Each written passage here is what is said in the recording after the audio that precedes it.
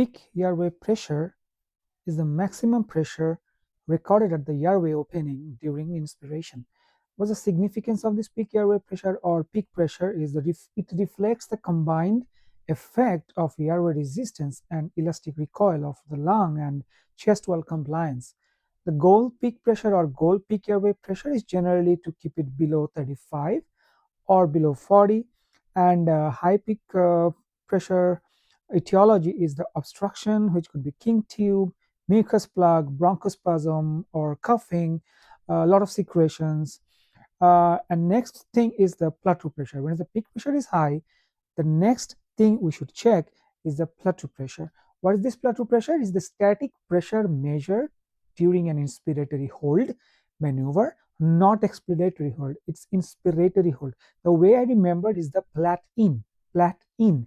So the plateau pressure we check in inspiratory hold maneuver when there is no airflow. What's the significance? It represents the pressure in the alveoli reflecting the compliance or stiffness of the lung, and our goal is to keep it below 30 to prevent barotrauma, in which cases we see high plateau pressure. Mostly reduced compliance could be due to ARDS, pulmonary edema, pneumonia, or due to increased PEEP. So let's get back to our initial part. When peak pressure is high, next thing we check is the plateau pressure.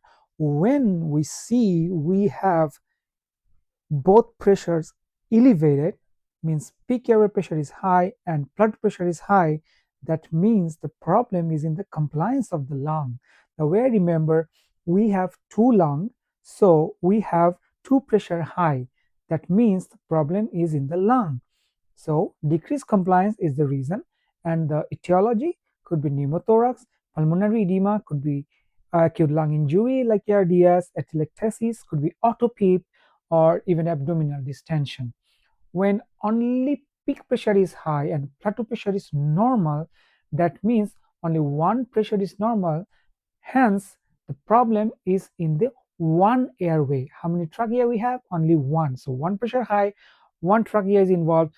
That means etiology is bronchospasm or secretions or ET tube problems or ET tube kinking or biting the tube or any obstruction in the trachea.